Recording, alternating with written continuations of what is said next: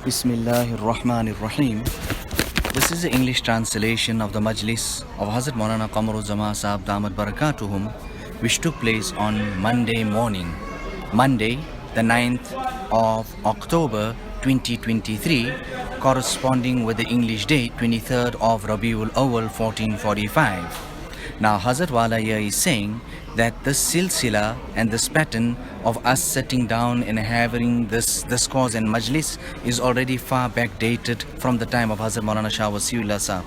In fact, he even had a majlis on the last day of his life.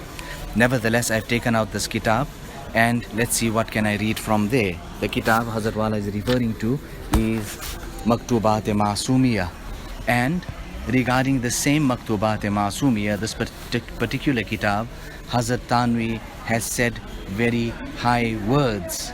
He said that, Hazrat Maulana Shah Wasiullah Sahab has said this. He said, whatever I received from Hazrat Tanvi, I received. Whatever I achieved from him, I achieved. He was my sheikh. But I achieved and I learned tremendously from the Maktubat-e-Ma'sumiyah and the Maktubat-e-Rashidiyah.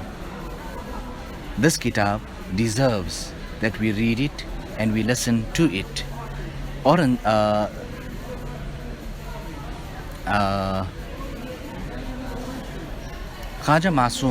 Muhammad Masoom was a man of great capacity, so much so that his murid was Aurangzeb rahimahullah. And on this side here in Allahabad, the Chishtiya Dara came to Allahabad and joined the Chishtiya. So what can we say about all of this here?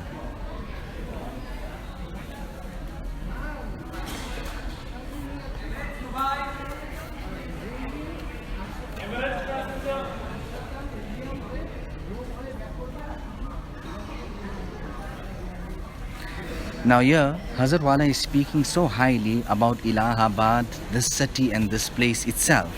In praise of it, he says that if anybody would trouble or cause inconvenience to Hazrat Maulana Shah Wasiullah Sahab, troubling him this, that or the other, he would say that I'm going to go and complain to my sheikh.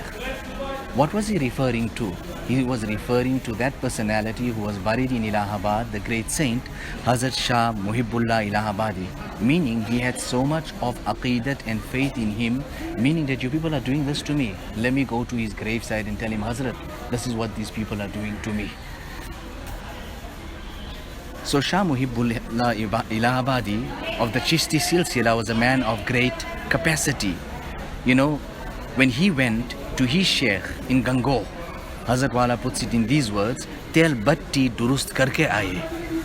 He had his lantern ready, the wick was ready, the oil was ready in the lantern, whatever it was. I just needed to ignite and blow it and it caught alight.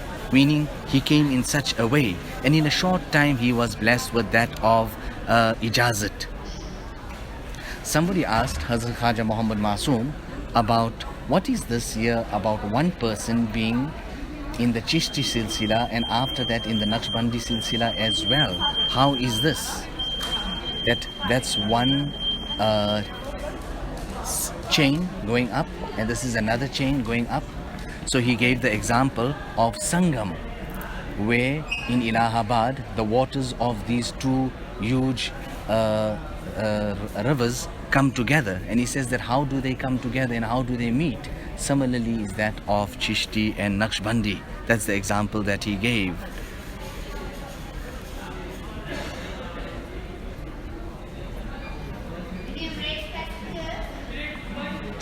You know, on one occasion Hazrat Maulana Shah Wasiullah Sahab said that I have made Allahabad my watan. He was so saintly and people loved him so dearly. When he said, of course he wasn't born in Allahabad, but when he said, I have made this my native place, in joy, people let out screeching sounds of joy, happiness, rather they wept in happiness and emotion.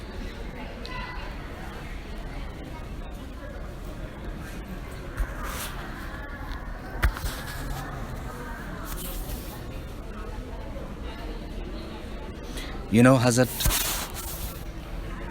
Shah Muhibbullah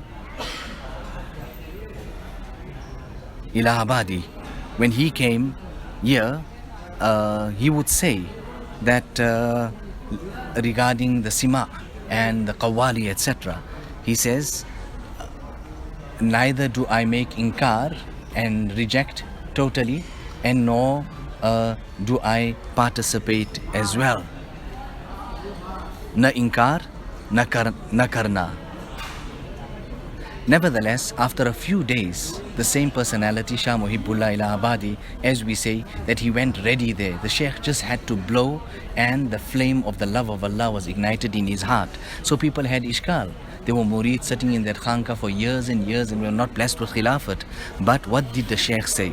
He said, Muhibbullah, tell batti to rust karke aaya.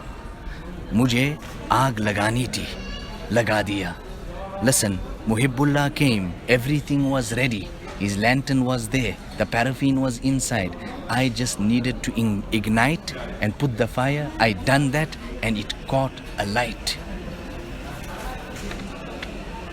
So nevertheless, he had so much of faith and confidence in this great saint. If somebody would trouble him, he would say to us, see, these people are troubling me. I'll go to my Sheikh's grave and I will tell him what these people are doing. You know, this place of Allahabad, the history of it is tremendous and it's great. Hazrat Tanvi used to come here. On one occasion, Hazrat Tanvi came here to the masjid, to the Jama Masjid. And at that time, Hazrat Maulana Badr Alam was studying circular studies. His schooling he was doing. Nevertheless, when he sat there in that Majlis of Hazrat Tanvi, he was dearly and deeply affected. And when he came out from that Majlis, he said, from now I will not study. I want to study Deen. I want to study Deen. Nevertheless, his guardians and his people even took him to Saharanpur and started getting other family people to explain to him that, listen, what's wrong with him? Why does he want to do this and that? And eventually, when they took him to some alim and some saintly person, and they said, but what's wrong? He said that he wants to learn the Deen. Let him go ahead. But that was the starting point for Hazrat Maulana Badr Alam.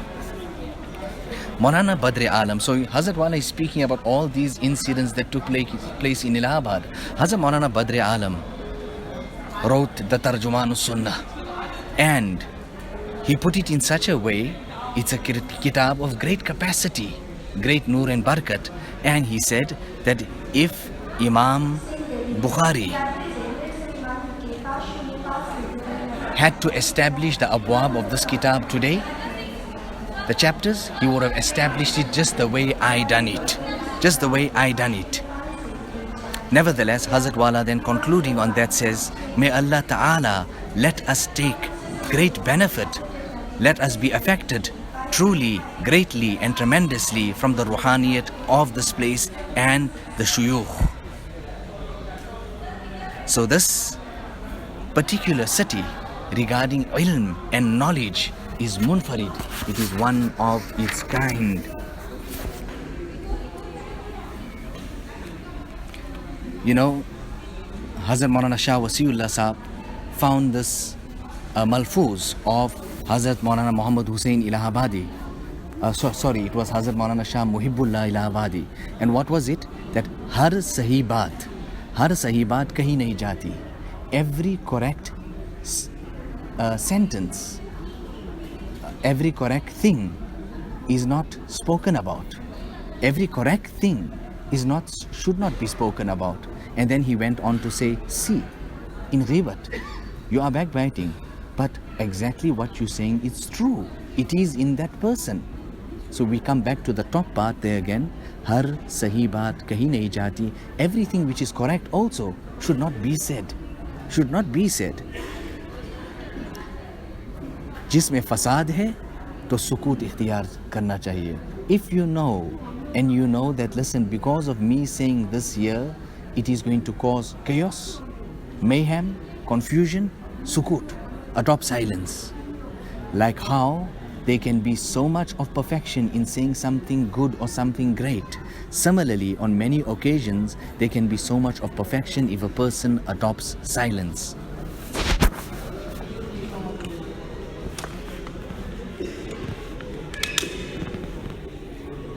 You know, perfection is in negating knowledge. in negating knowledge. Look at how Allah Ta'ala starts His Quran. He starts the Quran by the words, the huruf al-muqatta'at, the individually mentioned letters, alif, lam, mim, teaching humanity the greatest lesson. What was the lesson that was taught by Allah to humanity? That negate your knowledge. Why? Allahu a'lamu bimuradihi. Who knows the meaning of alif, lam, mim? That knowledge belongs to Allah. So you're starting off the Quran telling yourself, I know nothing. I know nothing, because alif, lam, mim. I mean, what do you know about that? So Allah is teaching you negation of the knowledge, that you may have everything and know everything, but you should still tell yourself that I know nothing. Hazrat Wala quotes an incident of one person who came in the khidmat of Hazrat Tanvi. Hazrat Tanvi said to him that asna'i qiyam mein na mukhatabat na mukatabat. That listen, while you stay here, I don't want you to say anything, I don't want you to write anything. Nevertheless, some time passed, some ulama arrived, and some academic ilmi discussion ensued. They started speaking. In all of that, this alim put his small piece in. At that time there, Hazrat Tanvi looked at him and said to him, did I not tell you that you are not allowed to speak? Did I not tell you that you are not allowed to speak? Okay, stand up and leave now. I told you not to speak, so you came and you spoke. That was the agreement that we made. Now stand up and leave now. He stands up and he says, Hazrat,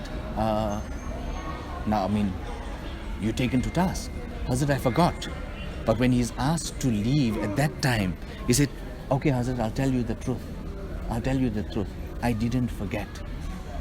The reality is this here, that Hazrat, all these alims were speaking, and I thought if I don't put my little piece there, they'll think in their minds that I am a jahil, and I am an ignoramus. I am an ignorant person. That's why I said my thing. So Hazrat Tanvi said, sit down. You acknowledged and you confessed your mistake. And let me tell you, you know why I told you that in the start? That no talking and no writing, because I had already diagnosed what's your problem. My diagnosis was correct. Your acknowledgement now also is correct. Sit. You may remain in my company, because this is the lesson which I wanted to teach you. Hazrat is trying to tell us that nafi of ilm. There he was sitting. Hazrat Tanvi already picked up the ailment and the sickness in him and already told him, listen, don't talk here. You have come here, I don't want you to speak, I don't want you to write. Because he realized that in this person was there. He wanted to show his capacity. He wanted to show his istidad. Somebody is saying this and he wants to say, yeah, it's in this kitab and I read it and I know the Arabic ibarat, or this or that or the other. So, पहले अपनी ilm की नफी करो, फिर बयान करो. So Allah teaches you in the start negation of knowledge, and then after that Allah teaches you knowledge. ذَلِكَ الْكِتَابُ لَا رَيْبَ فِيهِ. Now knowledge will come. But first you have to lower yourself and humble yourself and say, I know nothing, Allah has everything. Another person comes. He writes a letter to Hazrat Tanvi in Arabic, stating that I want to strike up a relationship of ta'alluq and bayat with you. I want to take bayat at your hands and stay in your sohbat. At that time, Hazrat Tanvi says to him that, listen, I don't allow you. Why? Because mufid ko mustafid se a'la hona chahiye.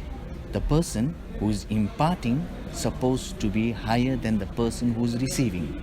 The mentor supposed to be higher than that of the disciple. And here you are capable of writing and expressing in Arabic, whereas I am not capable. Therefore, leave. You will not get any benefit from me. Go somewhere else. Go somewhere else. Now, could that person not speak Urdu? Yes, he could speak Urdu. But he came there and he wrote a letter in Arabic to Hazrat Tanvi. What was he trying to show? What was he trying to say? He was trying to show what his academic capacity is. I'm so great, I'm an adib in Arabic, I write a letter in Arabic, and I'm able to express myself completely and fully. Which Hazrat Tanvi brought to his notice. When Hazrat Tanvi told him that, he realized his mistake. He came around and he said, Hazrat, please forgive me. Hazrat Wala then allowed him to come he stayed and he benefited. But what was the lesson that was taught? Make nafi of your ilm. You've got everything, but make nafi of it. Negation. In Majma'u Bihari Lanwar, Hazrat Maulana Shah Wasiullah Saheb used to quote this ibarat abundantly. He would say, Inna lil ilmi tughyanun kama hiya lil mal. With knowledge comes pride. A person has ilm of deen, but with it comes pride and rebelliousness. A person can have knowledge, but with that knowledge then he can start becoming proud, arrogant, self-conceited, rebellious. Kama hiya lil mal. Just like how sometimes is the package of wealth. Don't you see people who have money? Don't you see their pride, their arrogance, their self-conceitedness? That is what happens to a person who has knowledge. That was the ibadat. It's over. Hazrat Maulana Shah Wasiullah Saheb used to add his own small piece to this ibadat, and text. He would say, Wakada lil ibadat. He says this is the same concept and this is the same story with that of ibadat and worship. That what? Sometimes a person makes ibadat and leave. What's the objective of ibadat? Why do you read Quran? Why do you read salat? Why do you carry out zikr? So you can express your humility in front of Allah. Don't you make sajda in front of Allah? What's it salat for? So you can become humble. But many people make ibadat and become proud. I made so much ibadat. I read so much Quran. So the first step and the first stage, the first step that you put down in this path to Allah subhanahu wa ta'ala is that of annihilation of oneself. Self-effacement. I am nothing. I know nothing. Who am I? Self-negation. Because this is what Quran has taught us. That you need to negate these claims. I am this. I can do this. I know that. What we say, ta'awi kadiba, false claims.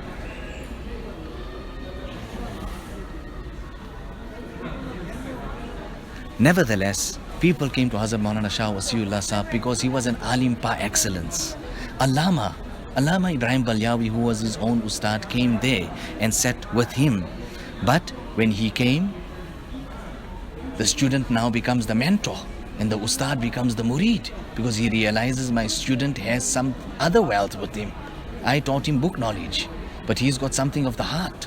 He lowers himself. But at that time, with all due respect, keeping all that in place, that he is my teacher, whatever needed to be said and passed on, it was passed on in the most respectable form. Similarly, people with the capacity like Hazrat Qari Tayyib Saheb that came.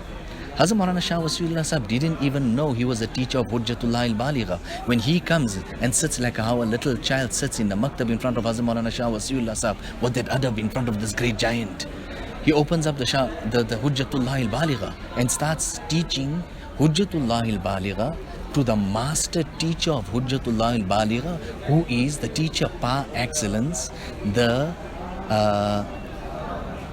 principal of Darul Uloom Deoband, Hazrat Qari Tayyib Saheb. So nafi, negation. Why? This knowledge can sometimes bring about rebelliousness, pride, arrogance and self-conceitedness.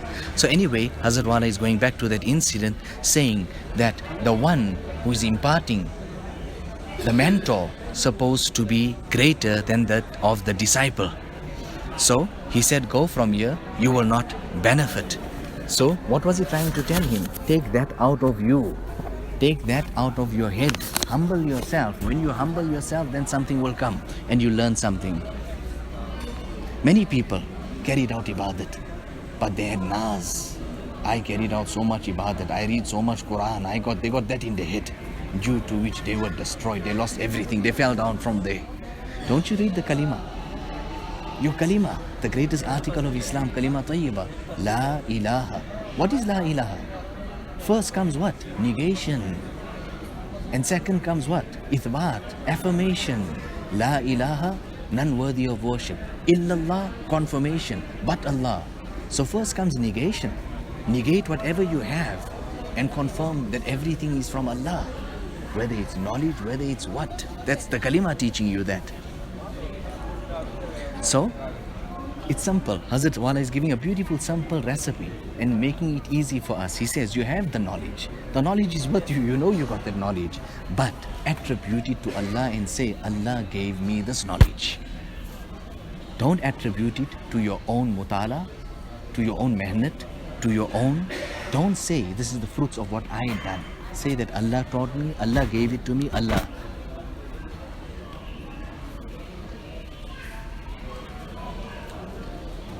You know, Hazrat Allama Ibrahim Balyawi, his arrival in Allahabad was something great on its own. He reached such a time in his life where he said, I'm so old I can't travel anywhere. He was reduced to his room, his health, etc. But when Allah Ta'ala put it in his heart that my student has such an ulum, he has such ma'arif, he has such great spiritual capability and capacity, he traveled to Allahabad. Now in the old days, to travel to Allahabad was no simple thing. And Hazrat Maulana Shah Wasiullah Sahab then explained completely and totally exactly what Allama Ibrahim Balyawi needed and what he needed to tell him. So understand ilm to be a gift from Allah, don't understand it to be your own efforts. He became the peer. He became the mentor of all the ulama. Nevertheless, Allah subhanahu wa ta'ala bless us with this wealth that we do not have the focus of the ilm to ourselves. We negate that and we attribute it to Allah subhanahu wa ta'ala. Hazrat Wala thereafter goes on to another concept teaching us that man arafa nafsahu bil jahl arafa rabbahu bil ilm. Whoever recognizes himself and understands himself to be ignorant, he'll recognize Allah to be most knowledgeable. Whoever recognizes himself bid-du'f, that I'm weak, he'll understand Allah to be great and strong. For the same ma'rifat and the same type of recognition, all the great giants, Hazrat Tanvi, Hazrat Gangohi, Hazrat Maulana Muhammad Hussain Alahbadi, Hazrat Maulana Qasim Sahab, they all went and sat at the feet of a person who was not even in the terminology called an alim, Hazrat Haji Imdadullah. And Hazrat Wala then quotes the couplets that hum as darya, that earthen pot, a small earthen pot, but it's linked and it's connected to the ocean. What will be the end result of that earthen pot? Do you ever think that the water in that earthen pot, which is connected, its pipe, it's connected to the ocean, do you ever think its water will ever come to an end? What is Hazrat Wala actually trying to say in essence? These pious, great, saintly people, their hearts were connected to Allah. He was a non-alim. His heart was connected to Allah. Then when he was speaking ilm ladunni. He was speaking about knowledge which those ulamas who were giants of knowledge, oceans of knowledge, didn't even hear or didn't even ever know about it before. Because why? His connection was directly to Allah. So do you think his knowledge would then come to an end? Allahu Akbar.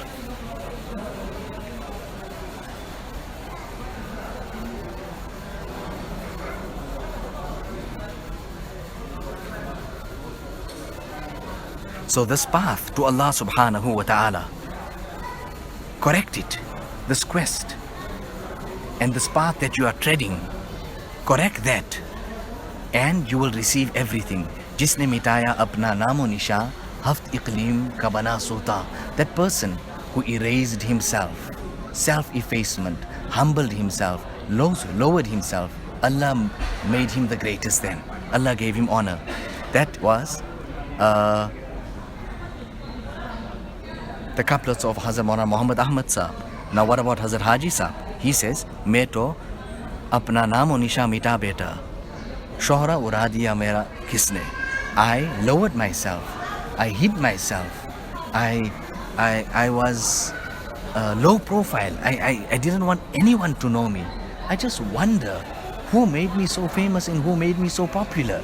Understand what's the essence of these couplets. What is Hazrat Wala trying to teach us here? Hazrat Maulana Ali Mia, Hazrat Wala is speaking about this incident. He says that we were in the car together. Now look at the capacity of such a great alim, Mufakkirul Islam. First of all, look at his tongue. He was an adib in Urdu. He's telling Maulana Muhammad Ahmad Sahab that, Hazrat, where did you become a shair? I'm so impressed and taken aback by your poetry. Tell me about yourself.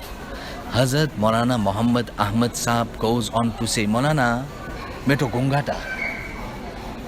Maulana, I was dumb. I couldn't speak. Allah ने मुझे गोया कर दिया.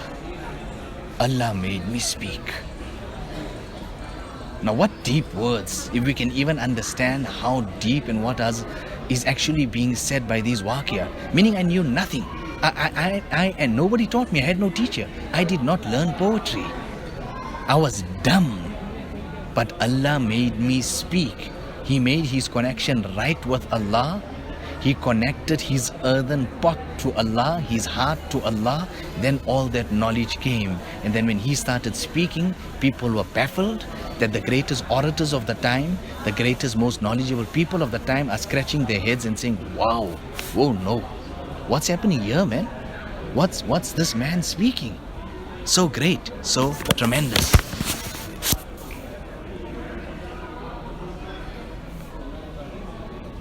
You know, people go to the Ahlullah. Actually, you should go to the ulama to make your ilm correct. Make your ilm correct.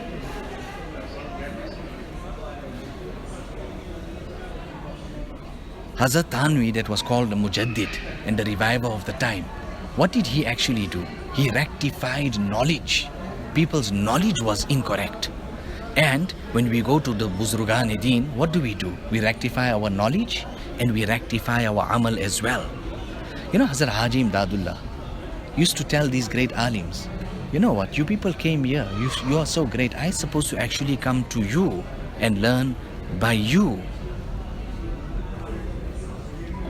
Thereafter, Hazrat Wala says that I'm feeling a bit uneasy and my mind is scattered and it's not at rest.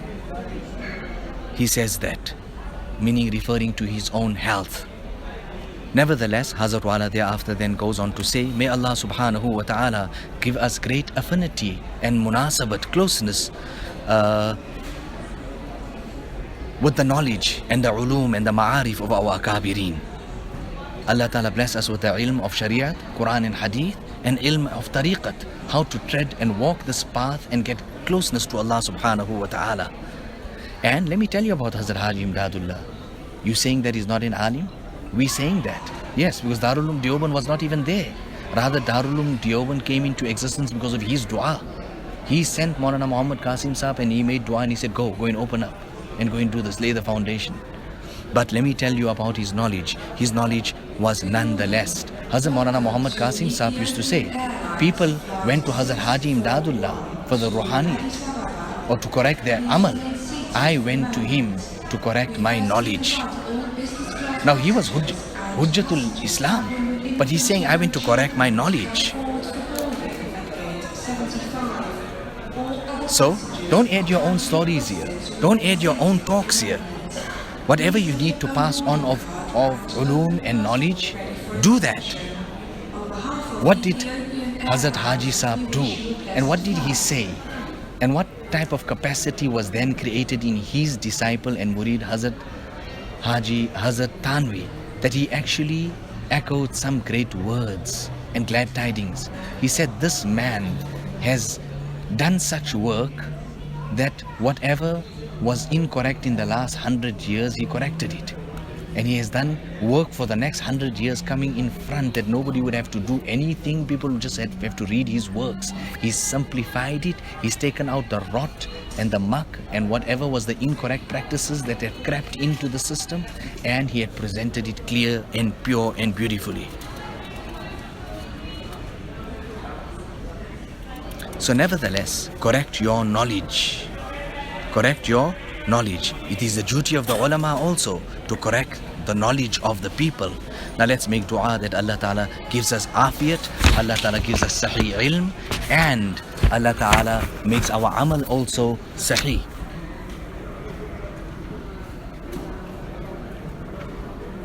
Now all these are great giants. What about Hazrat Maulana Fadl Rahman Alahbadi, Hazrat Maulana Qasim Saheb? I mean, look at their ulum, look at their knowledge. Now Allah subhanahu wa ta'ala bless us and give us the tawfiq and the hidayat And Allah Ta'ala bless us with their knowledge and their recognition. ربنا تقبل منا إنك أنت السميع العليم وتب علينا إنك أنت التواب الرحيم بحرمة سيد النبي الكريم صلى الله عليه وسلم.